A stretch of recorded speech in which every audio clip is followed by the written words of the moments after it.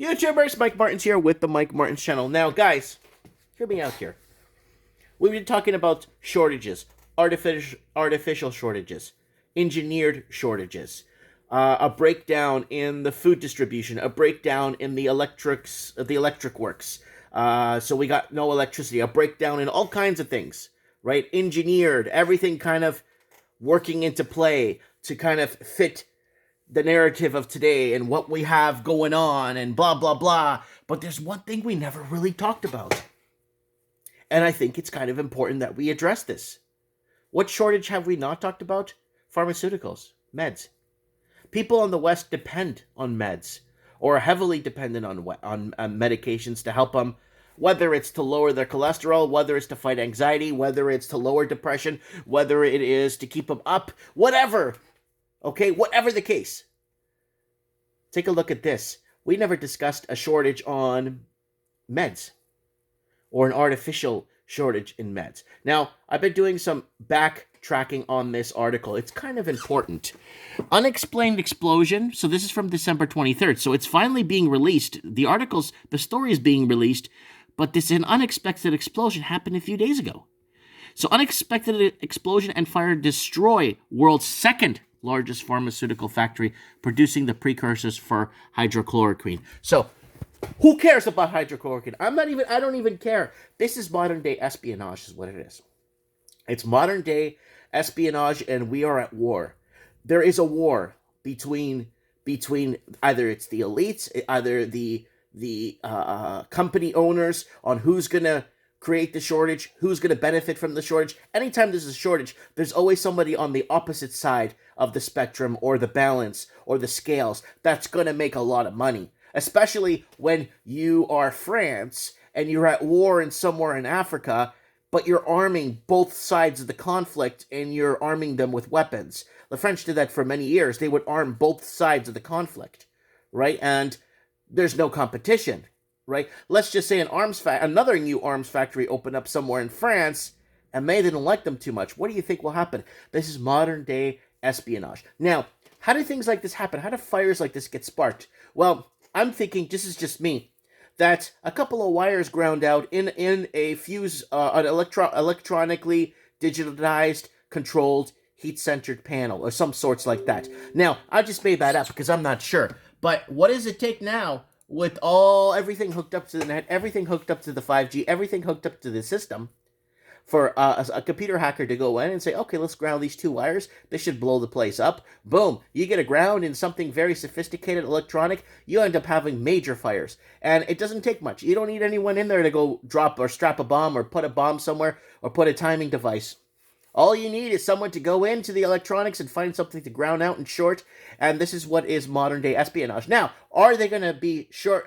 Are pharmaceutical companies going to take? Are pharmaceutical companies going to? Other pharmaceutical companies going to make more money? Sure, because they're going to take other contracts. Because when the second biggest factory, a pharmaceutical factory, goes up in smoke, you're going to see a lot of changes, right? And a lot of people will make money on this, and a lot of people will pay more, because now this is going to be showing people like, look, our meds are going to go up. What are we going to do? So this is what's happening, and prepare. So here it is, guys. Let's look at this right here. This is from the Taiwan English News Reports. An explosion of a pharmaceutical factory in Taoyuan City left 2 injured and caused a fire early this afternoon on December 20. So this article was released a few days after of the explosion.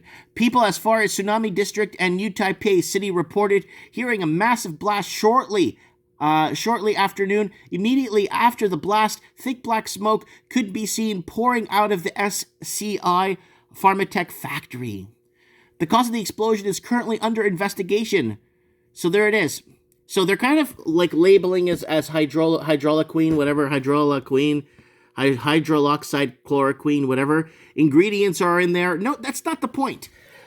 The point is when the second biggest pharmaceutical producer goes down, and we're going to see an artificial shortage, or I don't think it would be artificial, to be honest with you. I think it's just like the mafia. They're taking out rackets one by one, each racket taken out one by one, so there's less competition, right? A subsequent report indicates that one of the injured worker, the Filipino guest, worker who suffered third-degree burns over 90% of his body has died. The explosion broke out around noon and set off a subsequent explosion in volatile substances nearby. The Taipei Times report that the company's spokesmen state it would take at least 6 months to rebuild the plant, as most production lines were damaged by the fire. Supplies may be tight, and the SCI Pharmtech had already expanded production and sales of HCQ APIs to meet growing demand. So there it is right there. The cause of the fire is under investigation, given the explosive character of some of the ingredients. There may well have been a perfectly innocent explanation for the fire, but a 6-month delay is resuming production may have delay on HCQ supplies to early stage of COVID patients who could otherwise treat their infection with it, combined with zinc and other antibiotic like azromycin. I can't even read. I don't even know what that is. So there it is, guys. It's a massive industrial facility. I haven't been there. I've been to Taiwan many times. And obviously, Taiwan. Who's looking at Taiwan for a takeover? China. Who thinks Taiwan is part of China? China. So you got to keep all this stuff in mind, right? And I'm concerned. Second biggest pharmaceutical company. I looked into these guys. These guys make a ton of antidepressants. They make a ton of I think it's blood pressure medication. They make a ton of cholesterol. They make a ton of not antidepressants. They do antidepressant, anti-anxiety, and something for lupus. So these guys actually make a lot of pharmaceutical stuff. It's not just the hydroxychloroquine. This is modern day espionage at our doorsteps. This is what's happening. You see, Taiwan's an ally, right? So they're Taiwan. You know, Taiwan is pro. You know who? I can't say his name on here. Pro with the capital T, president. You know what's going on, because we know what's going to happen here. So are they going to create an artificial or never mind artificial? Will there be a shortage in meds? Are the price of medications going to skyrocket? Food's been going up. The price of oil is slumped, but still, the price of gas isn't stopping its way up. I look very forward to reading your comments on this. What do you think is going to happen? Where do you think things are headed? Where do you think, it's a blow on every angle. And some people do depend on this. People that are taking a lot of these blood thinners and a lot of these cholesterol medication. This is a big deal. I think this is a major deal. It's being reported a few days after the fact.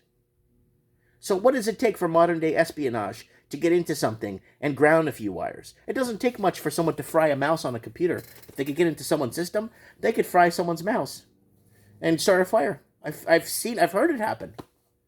I haven't seen it, but I've heard of it. Am I overreacting? Maybe this is just a little blip on the radar. But other pharmaceutical companies stand to make a lot of money, especially if the second biggest pharmaceutical company is going to take 6 months to rebuild. Comment below, let me know what you think. Thanks for watching.